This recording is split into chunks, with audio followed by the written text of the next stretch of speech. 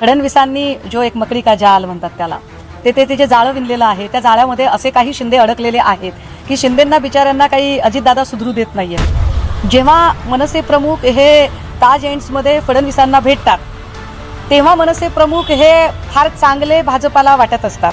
मी शिवसेना प्रमुखांच्या सोबत मोर्चा काढायची भाषा केली। दोन पक्षांचं मनोमिलन हे भाजपाला अजिबात रुचलेलं नाही, किंबहुना भाजपाचं पित्त खवळणारं आहे। अशी शेलार किंवा प्रसाद लाड किंवा अजून कोणी यांच्यातली मंडळी ही काय बोलतात तर मला असं वाटतं की मुळात या लोकांचं शिक्षण झालेलं नाही।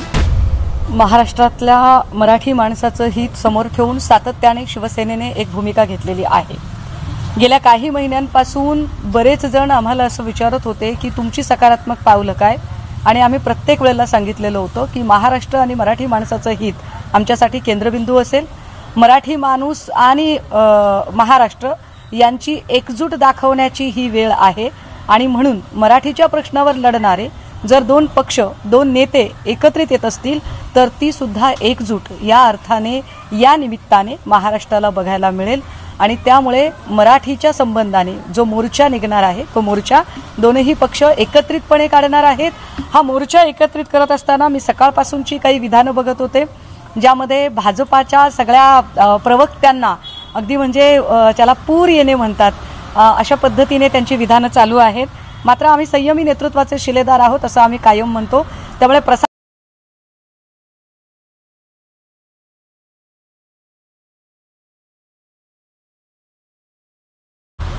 जेव्हा मनसे प्रमुख हे ताज एंड्समध्ये फडणवीसांना भेटतात तेव्हा मनसे प्रमुख हे फार चांगले भाजपाला वाटत असतात। मात्र त्याच मनसे प्रमुखांनी शिवसेना प्रमुखांच्या सोबत मोर्चा काढायची भाषा केली की मात्र भाजपाला अतिशय विपरीत विधानं सुचायला लागतात। याचा स्पष्ट अर्थ असा आहे की या मोर्चाच्या निमित्ताने दोन पक्षांचं मनोमिलन हे भाजपाला अजिबात रुचले, आणि त्यामुळे भाजपाच्या प्रवक्त्यांची नेत्यांची उपनेत्यांची जी काही भाषा आज आम्हाला सकाळपासून ऐकायला मिळत आहे ती एका अर्थाने ही माणसं कशा पद्धतीने मराठीवर महाराष्ट्रातल्या मराठी माणसांवर सूड उगवणारी माणसं आहेत, महाराष्ट्र विरोधी धोरण घेणारी कशी माणसं आहेत ते या निमित्ताने आपण बघत आहात। आशिष शेलार म्हणतात की ठाकरे बंधू हे गैरसमजाचे बळी ठरतात। भाजप ही मराठीसाठी कट्टर आहे असंही आशिष शेलार म्हणतात। जर भाजपा मराठीसाठी कट्टर आहे तर भाजपाने मराठीसाठीचा लिखित अध्यादेश का काढला नाही? कारण आम्ही सगळ्या प्रकारचा वेळ आपल्याला दिलेला आहे, मनसे प्रमुखांनी सुद्धा वेळ दिलेला आहे। इव्हन काल सकाळी मनसे प्रमुखांच्या सोबत सरकारचे प्रतिनिधी चर्चा करायला आले त्यावेळेला त्यांनी सुद्धा तो पुरेसा वेळ दिला आणि ती बाजू समजून घेतली। मात्र ती बाजू जेव्हा पटली नाही आणि आम्हीही 2 महिन्यांपासून ज्या वेळेला त्यांना सांगतोय की तुमचा लिखित अध्यादेश कुठे आहे, तेव्हा त्या लिखित अध्यादेशामध्ये मात्र जाणीवपूर्वक फडणवीस हे खोडसाळपणा करताना दिसत आहेत। त्यांच्या या खोडसाळपणाला कंटाळूनच चिडून जाऊन काही विधी क्षेत्रात काम करणाऱ्या वकिलांनी सुद्धा फडणवीसांना या संबंधाने आपण तद्दन मुख्यमंत्री पदावर जबाबदार पदावर असतानाही खोटी माहिती देत आहात या संबंधाने त्यांना नोटीस बजावलेली आहे, हेही आपल्याला ज्ञात आहे। आशिष शेलार किंवा प्रसाद लाड किंवा अजून कोणी यांच्यातली मंडळी ही काय बोलतात तर मला असं वाटतं की मुळात या लोकांचं यांना मराठी भाषा आणि मराठी भाषा कशा पद्धतीने अभ्यासक्रमात येते त्याचा नेमका प्रोफॉर्म काय असतो, त्याची कार्यपद्धती त्याचा आकृतीबंध काय असतो हाच मुळात यांना कळत नाहीये।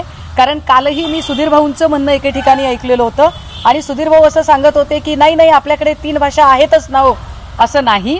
0 ते 14 वयोवर्ष वयोगटातील लहान मुलांचं एकूण मानसशास्त्र जर लक्षात घेतलं आणि त्या मानसशास्त्राचा अभ्यास केला तर कुठलीही एक भाषा ते चांगल्या पद्धतीने शिकू शकतात। आणि म्हणून जर एका भाषेचं आकलन त्यांना चांगलं होण्याचं असेल तर मुलं जास्तीत जास्त मातृभाषेतून चांगल्या पद्धतीने व्यक्त होऊ शकतात, असे अगदी गणेश देवींसकट अनेक भाषा तज्ज्ञांनी आपलं म्हणणं मांडलेलं आहे।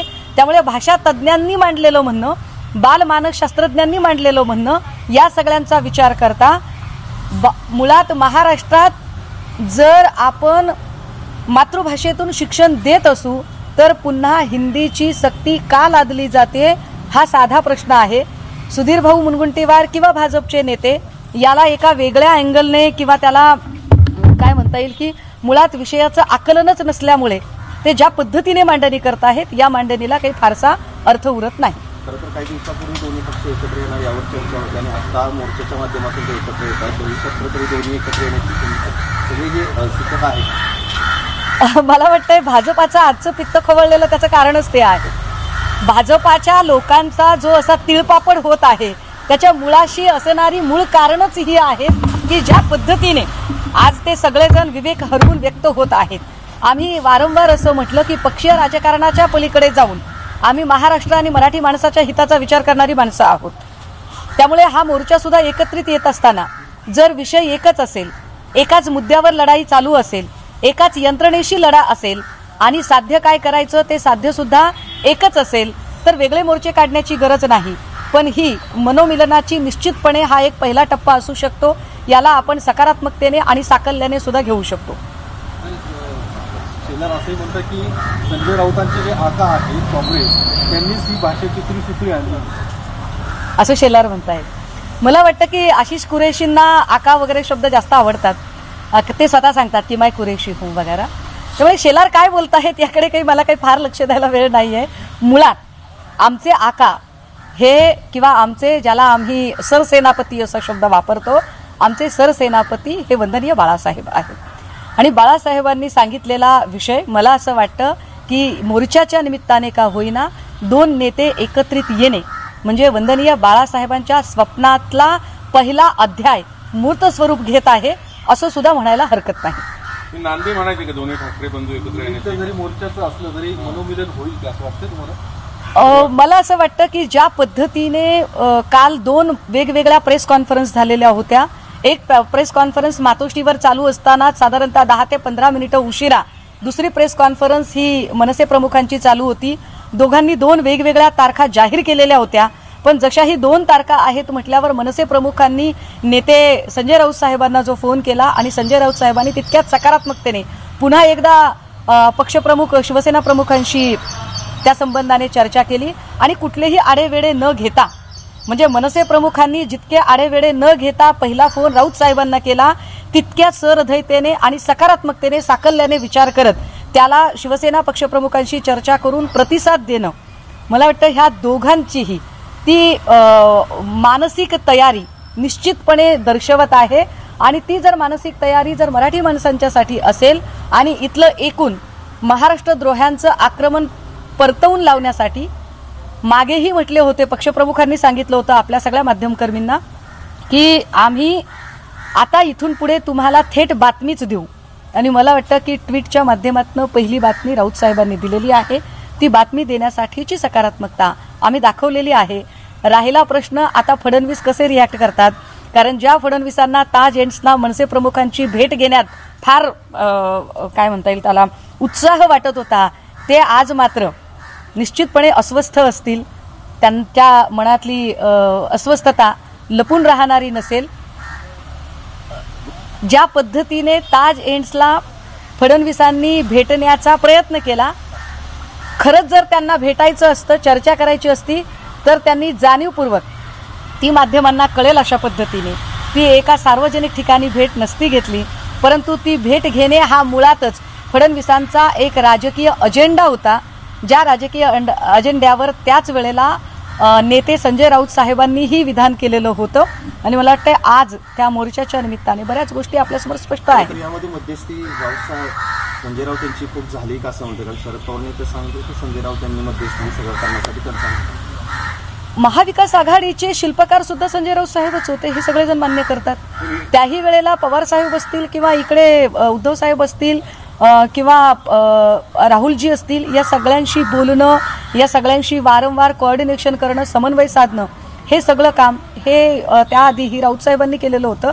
निश्चितपणे आताही मला असं वाटतं की संजय राऊत साहेब आणि मनसे प्रमुख या दोघांची चांगली मैत्री आहे. त्यामुळे ते मित्रत्वाच्या पातळीवर एकमेकांशी बोलू शकतात. एक ब्रिज त्या निमित्ताने राऊत साहेबांनी साधलेला आहे. पण आम्ही याच्या आधीही असं वारंवार सांगत होतो, जेव्हा पत्रकार आम्हाला असं विचारायचं की कोण पुढाकार घेणार, तेव्हा आमचं वारंवार म्हणणं होतं की दोघा भावांकडे एकमेकांना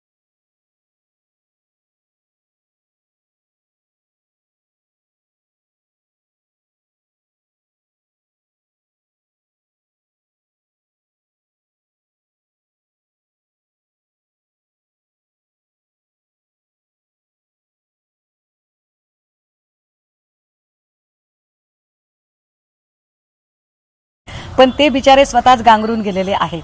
फडणवीसांनी जो एक मकडी का जाल म्हणतात त्याला, ते जे जाळं विणलेलं आहे, त्या जाळ्यामध्ये असे काही आणि त्यामुळे आता गोंधळलेल्या अवस्थेतले हे सगळे लोक म्हणजे एक वेळ अजितदादांनी तरी खुलेपणाने स्टेटमेंट केलं की 4थी पर्यंत मराठी नको, ती 5वी पासून सुरू करा. परंतु उपमुख्यमंत्री आणि तथाकथित स्वयंघोषित विचारांचे वारसदार वगैरे blah blah blah blah blah हे जे सगळे आहेत ते मात्र या संबंधाने अजूनही मौन बाळगून आहेत. कदाचित ते अजूनही त्यांना तो श्वास घ्यायला फुरसत मिळालेली नाही. ज्या पद्धतीने त्यांना फडणवीसांनी धोबीपछाड दिलेला आहे आणि ज्या पद्धतीने त्यांनी अजितदादांची एंट्री करून किंवा सगळ्या आर्थिक नाड्या अजितदादांच्या हातात धरून जो सगळीकडून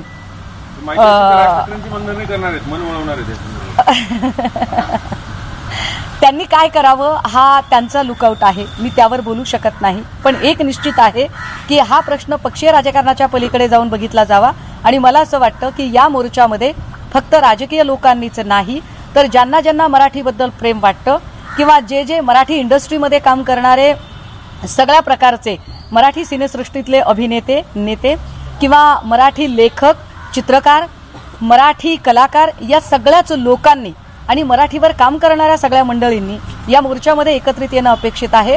हा मोर्चा पक्षीय राजकारणाच्या पलीकडे जाऊन महाराष्ट्राची एकजूट दाखवणारा असावा असं आम्हाला नक्की वाटतं. पवार कशा लांब राहतात? पवार म्हणतात कोणी सांगितलं म्हणून मी मोर्चात सहभागी होणार नाही. या भूमिकेचं काय करायचं? नाही, पवार साहेबांच्या भूमिकेचं काय करायचं याच्या संबंधाने उत्तरं ही पवार साहेबांच्या पक्षाच्या प्रवक्त्याकडून घेतलेली जास्त चांगली असतील. मी माझ्या पक्षाची भूमिका मांडू शकते. कदाचित पवार साहेबांना भूमिका मांडताना अजून काही अडचणी असू शकतील किंवा त्यांचं काही वेगळं म्हणणं असू शकेल. कदाचित त्यांना त्यांची दिल्लीची समीकरणं असतील, त्यांचे काही इतर राज्यात काही खासदार आहेत का, त्यांचं काही म्हणणं आहे का, इतर राज्यातल्या लोकांच्या काही भूमिका आहेत का, या संबंधाने असू शकतं. मात्र शिवसेनेची निर्मितीच ही मुळात मराठी आणि महाराष्ट्र, मराठी माणसाचं हित या विषयांना केंद्रीभूत मानून झालेली होती. त्यामुळे आमच्यासाठी हा विषय अत्यंत कटिबद्धतेचा विषय आहे. शक्तीपीठाच्या याच्यावरून आता फुटफुटलेलं दिसते. आता विषय सरकेल मग तो फोकस आलेल त्याचा.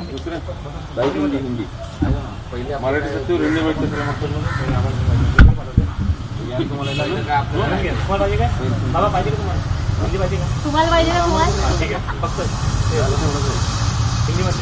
मुख्यमंत्री फडणवीस राज ठाकरे यांना पंचतारिका हॉटेलमध्ये भेटतात तेव्हा त्यांना चांगलं वाटतं. मात्र हिंदी सक्तीच्या विरोधात मनसे उद्धव सेना एकत्रित मोर्चा काढतात ते त्यांना रुचत नाही. हा भारतीय जनता पक्षाचा दुटप्पीपणा आहे अशी टीका उद्धव सेना पक्षाच्या प्रवक्त्या सुषमा अंधारे यांनी केली आहे. उपमुख्यमंत्री अजित पवार यांनी यावर निदान भूमिका जरी घेतली मात्र दुसरे उपमुख्यमंत्री एकनाथ शिंदे यांच्याकडे ते धाडस नाही असं सुषमा अंधारे बोलताना म्हणाल्या. महाराष्ट्र नवनिर्माण सेना व उद्धव सेना राज्य सरकारच्या इयत्ता पहिलीपासून हिंदी भाषा सक्तीची करण्याच्या निर्णयाविरोधात मुंबईत एकत्रित मोर्चा काढत आहेत. आधी मनसेने 6 जुलै ही तारीख जाहीर केली होती. त्यानंतर उद्धव सेनेने 7, त्यानंतर मनसेने पुन्हा तारीख बदलून 5 जुलै केली. दरम्यान शिवसेनेचे खासदार संजय राऊत यांच्या मध्यस्थीने एकत्रित मोर्चा काढण्याचा निर्णय जाहीर झाला. त्यावर पुण्यामध्ये पत्रकारांबरोबर बोलताना अंधारे यांनी आता यावर भाष्य केलंय. अंधारे म्हणाल्या की महाराष्ट्र आणि मराठी माणूस हे शिवसेनेचे ध्येय आहे. त्यामुळे त्या बाबतीत आमच्याकडून कधीही आणि कसलीही तडजोड होणार नाही. हिंदी भाषेची सक्ती नाही असं मुख्यमंत्री देवेंद्र फडणवीस अजूनही सांगतात. मात्र विद्यार्थ्यांना हिंदी वगळून जी दुसरी भाषा शिकायची असेल तिचे किमान 20 विद्यार्थी हवेत. त्या भाषेचे शिक्षक हवेत. ते नसतील तर ऑनलाईन शिकावे लागेल. ही आडवाटेने केलेली सक्तीच आहे अशी टीका अंधारे यांनी केली आहे. मराठीबद्दल राज्य सरकारला प्रेम असतं तर त्यांनी 2 महिने वाट पाहिली नसती. आता यावर उपमुख्यमंत्री अजित पवार यांनी विरोधी मत स्पष्टपणे व्यक्त केलंय. मात्र दुसरे उपमुख्यमंत्री म्हणजे शिंदे यांना ते शक्य होणार नाही कारण त्यांच्यात तेवढं धाडसच नाही असं अंधारे म्हणाल्या. मराठी भाषेवर प्रेम असणाऱ्या या भाषेसाठी काम करणाऱ्या प्रत्येकाने या मोर्चात सहभागी व्हावं असं आवाहन देखील सुषमा अंधारे यावेळी यांनी बोलताना केलंय. आता यावर तुम्हाला काय वाटतं तुमचं मत कमेंट बॉक्स मध्ये लिहायला अजिबात विसरू नका आणि व्हिडिओ आवडला असेल तर जास्तीत जास्त शेअर करा. आणि आतापर्यंत मराठी जनता आपण आपल्या या चॅनलला सबस्क्राईब जर केलेलं नसेल तर चॅनलला सबस्क्राईब करा.